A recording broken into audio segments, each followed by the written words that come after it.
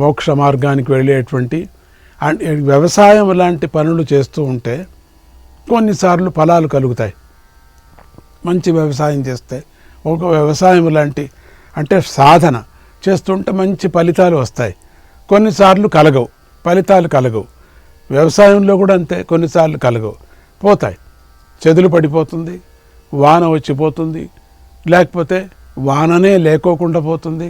కొన్ని సందర్భాల్లో అతివృష్టి అయిపోతుంది, అనావృష్టి అయిపోతుంది. కొన్ని సందర్భాల్లో సమంగా పంట వస్తుంది. నీకు బాగా పండిన పంట వర్షం వచ్చి వరదల్లో కొట్టుకొని పోతుంది కదా. కొన్నిసార్లు వర్షం పడక నీళ్లు లేక అసలు పంటే పండదు కదా. ఆ రైతుల కష్టాలు రైతులకే తెలుసు కదా. కానీ కర్మయోగంలో అలా పని వ్యర్థం కావటం అనేది ఉండదు కర్మయోగంలో.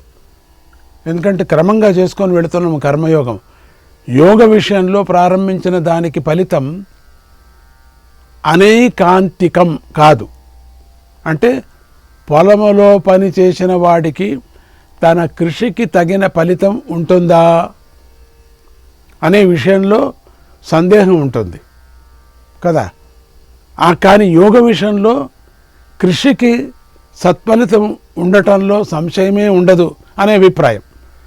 ఇక్కడ యోగంలో మాత్రం సత్ఫలితం ఉండే ఉంటుంది.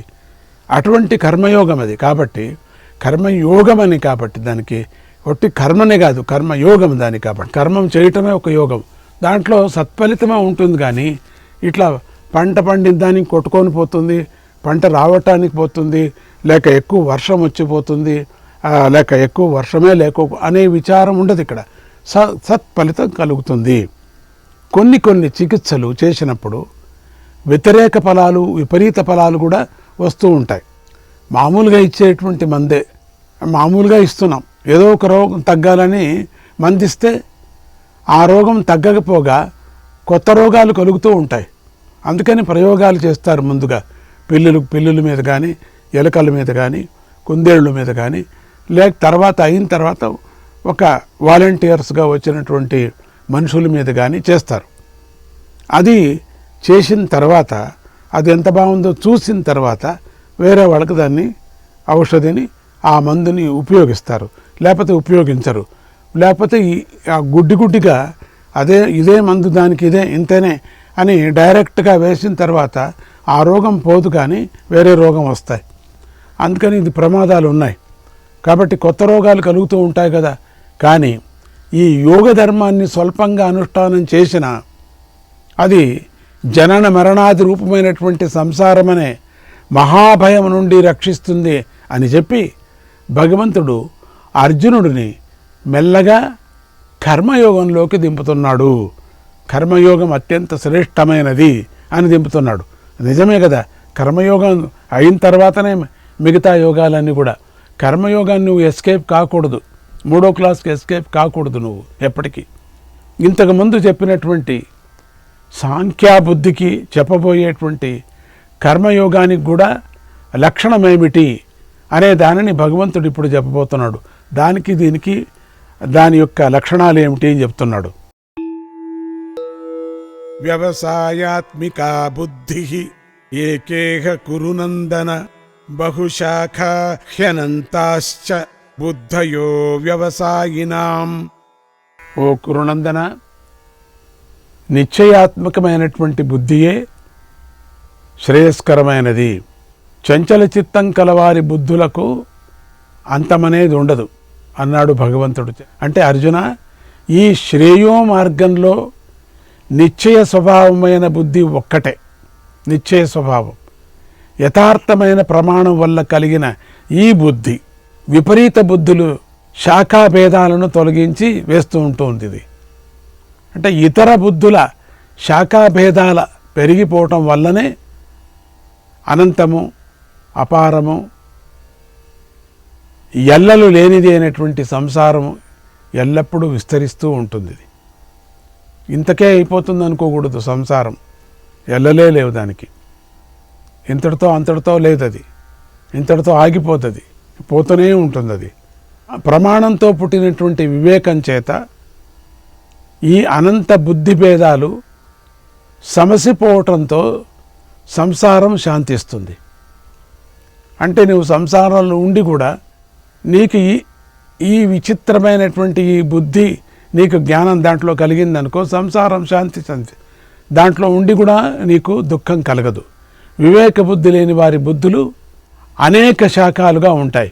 వివేకం లేనటువంటి వాళ్ళ బుద్ధులు విపరీతంగా ఉంటాయి. ఎటు ఈరోజు 2 చేయటం, మళ్ళీ రేపు ఇంకొకటి, రేపు మళ్ళీ ఇట్లా విపరీతంగా పోతూ ఉంటాయి. వారిలో అనంత భేదాలు ఉంటాయి. ఇట్లా చేస్తే అది, ఇది చేస్తే అది, విపరీతమైన చంచలం, దేన్ని సరిగా చేయడు. అవి తెలుసుకో అన్నాడు భగవంతుడు.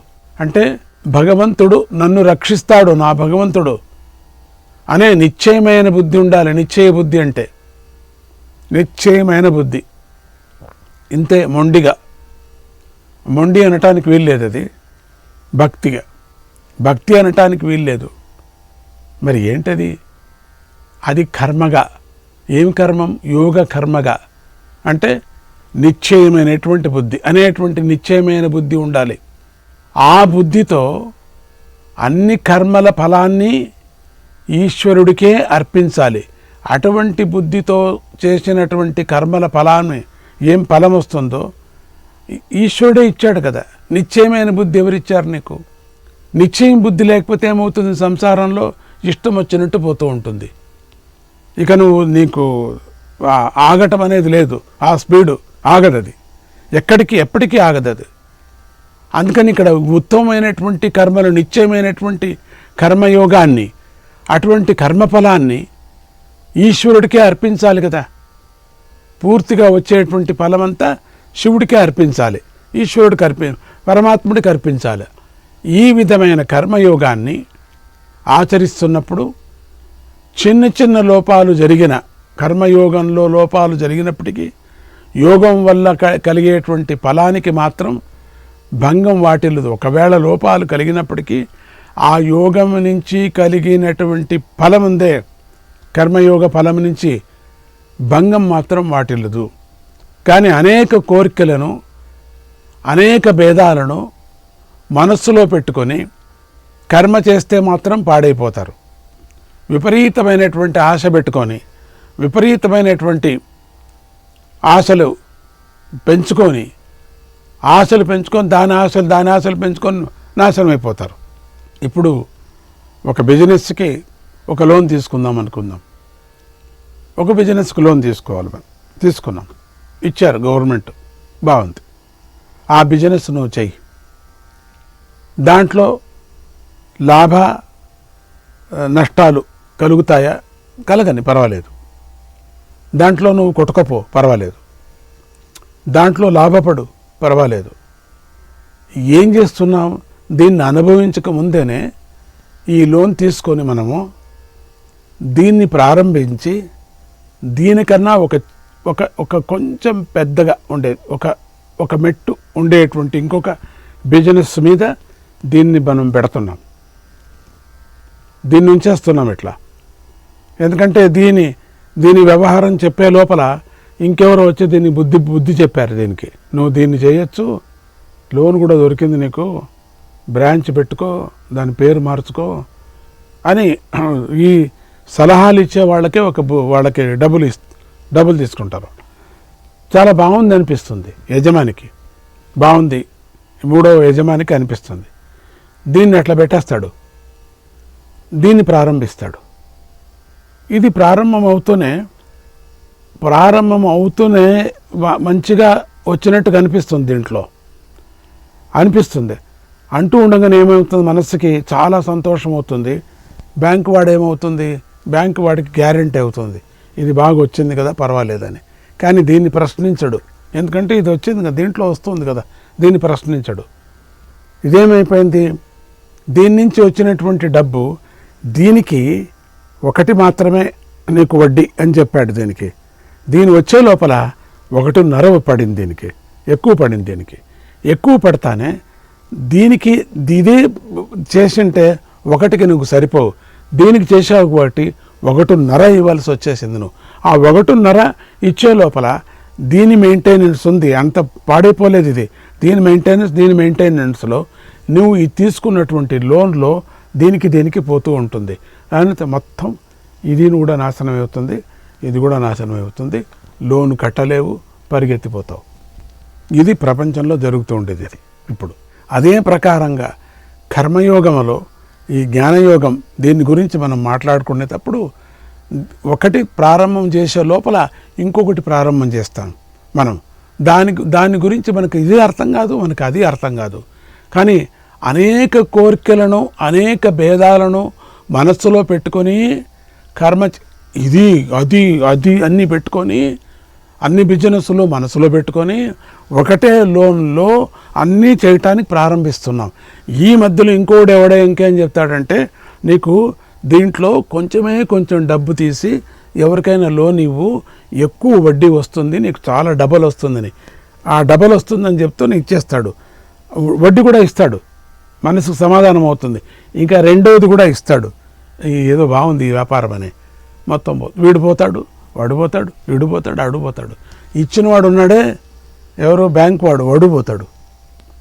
ఇదేంటిది? ఇదే మన ఇప్పుడు ప్రపంచంలో జరిగేటువంటిది, మన బిజినెస్ ఇదేనే. అట్లనే ఆధ్యాత్మ దృష్టిలో చూసినప్పటికి కూడా ఇదే విధంగా కర్మ బోధన చేస్తున్నప్పుడు కర్మయోగంలో అనేక కోరికలు పెట్టుకుంటారు. అనేక కోరికలను, అనేక భేదాలను మనసులో పెట్టుకొని కర్మ చేస్తే మాత్రము పాడైపోతారు ఒకదాంతోనే.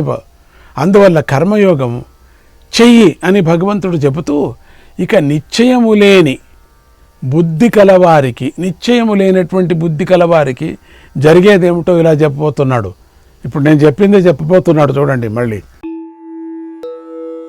యామిమాం పుష్పితాం వాచం ప్రవదంత్య విపస్థితః వేదవాదరతాః పార్థ నాణ్యదస్తీతి వాదినః. అంటే కోరికలతో చేసే కర్మల గురించి చెప్పే వేదవాక్యాలలో మాత్రమే అనురక్తులైన అవివేకులు వేదంలో చెప్పిన కర్మకాండ తప్ప మరొకటి లేదు అనేవారు పుష్పించిన పూలలాగా శోభాయమానమైన మాటలు పలుకుతూ ఉంటారు అన్నాడు భగవంతుడు. ఇక్కడ వేదవాద రతులు అంటే సకామ కర్మను చెప్పే వేదోక్త కర్మల యందు మాత్రమే ఆసక్తి కలవారు కొంతమంది ఉన్నారు. అల్ప ఫలాన్ని ఆశించేవారు కనుకనే వారు అల్పబుద్ధులైపోయినట్టు. దీంట్లో వచ్చేటువంటి చిన్న అల్పబుద్ధి కనుకనే వారు అల్పబుద్ధులు, అవివేకులు అని అర్థం. పైగా తీసుకున్నటువంటి లోన్లో బిజినెస్కి పెట్టకుండా సొంతానికి కూడా ఉపయోగించుకుంటారు. ఇది అల్పబుద్ధులు, అవివేకులు అని అర్థం. సమాజంలో వాళ్ళకి స్థలం లేదు వాళ్ళకి ఇక. అందుకని చాలా ఈ కర్మయోగం అనేది చాలా బుద్ధిగా మనం ఆచరించినప్పుడు మాత్రమే భ్రష్టులు కాము, లేకపోతే యోగ భ్రష్టులు అవుతాం మనం. అల్పబుద్ధులు, అవివేకులు అని అర్థం. అటువంటి వారు పరమార్థాన్ని చూడరు. వాళ్ళు చెవులకు ఇంపైన మాటలే చెబుతారు. వాళ్ళు పరమార్థాన్ని ఈ దీంట్లో ఉండేటువంటి కిటుకు చూడరు, దీంట్లో ఉండేటువంటి నష్టము చూడరు, సమాజంలో నీకు వచ్చినటువంటి పేరు చూడరు, సమాజంలో నిన్ను చూసి లోనిచ్చారు అది చూడరు. నీకు వేరే వేరే విధంగా 102 బిజినెస్లు ప్రారంభం చేసుకుంటావు. దానికి లోను, దీనికి లోను, దీనికి లోను, దీనికి లోను, ఇది చూడలేవు, అది చూడలేవు, అది మూలం ప్రారంభం చేసినటువంటి ఏదో చిన్న బిజినెస్ అనుకున్నావే అది నువ్వు చేయలేవు, ఇది నువ్వు చేయలేవు. పరమార్థాన్ని వాళ్ళు చూడరు. ఇక అంటే నీ పేరు, నీకు కలిగినటువంటి మానాభిమానాలు ఏది ఆ పరమార్థాన్ని చూడరు. చెవులకు ఇంపైన మాటలే చెప్తారు వాళ్ళు. ఆ మాటలు బాగా పూసిన అందమైన చెట్టులాగా ఉంటాయి. పూసిన చెట్టుపై వాలిన పక్షులు వాటి కూతలతో మనలను కూడా ఆకర్షిస్తాయి. అలాగే సకామ కర్మను మాత్రమే ఇష్టపడే వారి మాటలు కూడా అందంగానే ఉంటాయి, ఆకర్షిస్తాయి సకామ కర్మ చేసేవాళ్ళు. కానీ వాటి వల్ల పరమార్థము శూన్యం. వారు చెప్పే ఫలవాదం స్వర్గాన్నో పశు సంపదనో ఫలంగా ఇస్తుంది. ఫలాన్ని ఇచ్చే ఈ కర్మల కంటే వేరే ఏదీ లేదు అని వాళ్ళు వాదిస్తూ ఉంటారు. ఇది చాలా పెద్ద గహనమైనటువంటి విచారం. ఆ వేదవాదరతులు ఎటువంటి వారో ఇంకా భగవంతుడు ఇలా చెబుతున్నాడు. అటువంటి వాదన చేసేటువంటి వారు కామాత్మానః స్వర్గపరాః జన్మ కర్మ ఫలప్రదాం క్రియా విశేష బహుళాం భోగైశ్వర్యగతిం ప్రతి. వారు కోరికల యందు ఆసక్తి గలవారు, వాంఛాపరులై ఉంటారు. స్వర్గమే అత్యుత్తమము అనేటువంటి అభిప్రాయం కలవారై కూడా ఉంటారు. వాళ్ళు సుఖభోగాలు, ఐశ్వర్యం అనే వాటి ప్రాప్తి కోసమే చేయవలసిన అనేక కర్మ విశేషాలను చేస్తూ ఉంటారు. వాళ్ళు ఇంతే ఉండేది, ఇంతటితో మనం స్వర్గానికి వెళతాము, అంతటితో వెళతారు, అంతే. వాళ్ళు అంటే స్థిరమైనటువంటి మోక్షాన్ని పొందటానికి ఇష్టపడరు, విచారంగా ఉండని అది చెయ్యరు, ఆ కర్మఫలం చెయ్యరు. వీళ్ళు చిన్న దానికే తృప్తి పొందుతున్నారు. వారు చెప్పినటువంటి కర్మలు జన్మలకు కారణం తప్ప మరొకటి కాదు, ఇంకొక కంపెనీ పుట్టించడమే తప్ప మరొకటి కాదు అన్నాడు భగవంతుడు. శాశ్వతమైనటువంటిది కాదు. అంటే కామాత్ములు అంటే కోరికల యందు ఆసక్తి కలవారు వాళ్ళు. వీళ్ళంతా లోన్ ఇచ్చేవాడు, లోను తీసుకునేవాడు, బుద్ధివాదం చెప్పేవాడు, మళ్ళీ దాని నుంచి ఇంకొకడు కొట్టేసేవాడు, మళ్ళీ దాని నుంచి తీసుకొని తాను సుఖపడేవాడు. కర్మయోగానికి సంబంధించినటువంటి ఇప్పటి కాలానికి నేను బిజినెస్కు పోల్చాను. మీకు అర్థమవుతుంది, లేకపోతే లేదు. బిజినెస్కు పోల్చాను. ఎట్లా నాశనం అవుతారు? ఇచ్చేవాడు నాశనం అవుతాడు, తీసుకునేవాడు నాశనం అవుతాడు. మరి దీంట్లో పనిచేసే వాళ్ళందరూ నాశనం అవుతారు. అందరూ వాళ్ళు మూసుకొని పోతే, తలుపు వేసుకొని పోతే వీళ్ళందరూ మూసుకుపోతారు. నోరు మూసుకొని అందరూ పోతూ ఉంటారు. అంతే. వీళ్ళందరూ భోగపరాయణులు అని అర్థం. వీళ్ళంతా వాటి సొగసైనటువంటి వ్యాపారం, సొగసైనటువంటి అలంకారం అంతే. ఆ ఇనాగ్రేషన్ రోజు ఎంతగా ఉంటుందంటే అసలు బ్యాంకు నుంచి ఎంత తీసుకున్నారో దాంట్లో సగం ఖర్చు పెట్టేస్తారు ఇనాగ్రేషన్ రోజు. అంత చాలా పెద్ద కంపెనీ మాది అంటారు. దాంట్లో ఏమీ ఉండదు. పెద్ద కంపెనీ, పెద్ద చైర్లు, పెద్ద టేబుల్స్, పెద్దవి కంప్యూటర్స్, అన్నీ పెద్దవే. అన్ని అప్పులు తీసుకొచ్చింది, అన్ని అలంకారం, పెద్దవాళ్ళతో ఇనాగ్రేషన్. ఇంకే ఎండి, పెద్ద ఎండి. దాంతోపాటు ఇంకొక బ్యాంకు వాడు కూడా మోసపోయి ఇస్తాడు, అవ్వో పెద్ద కంపెనీ అది అని చెప్పేసి. అట్లా స్వర్గపరులు అంటే స్వర్గమే పరమ పురుషార్థంగా భావించేవారు. ఈ సుఖభోగాదులంతా కూడా స్వర్గమే పరమ పురుషార్థం, అంతటితో వాళ్ళకి ఇదే, దాని నుంచే వేరే లేదు. స్వర్గమే ప్రధానం అనుకునేవారు అని అర్థం. స్వర్గమే ప్రధానం, స్వర్గానికి వెళితే చాలు, ఇంకెక్కడా వెళ్ళాల్సిన పని లేదు, మాకేం వద్దు మోక్షం. మీరు స్వర్గం గురించి మాట్లాడతారు తప్ప మోక్షం గురించి మాట్లాడనే అంటే వీరందరూ కూడా స్వర్గం గురించి మాట్లాడతారు.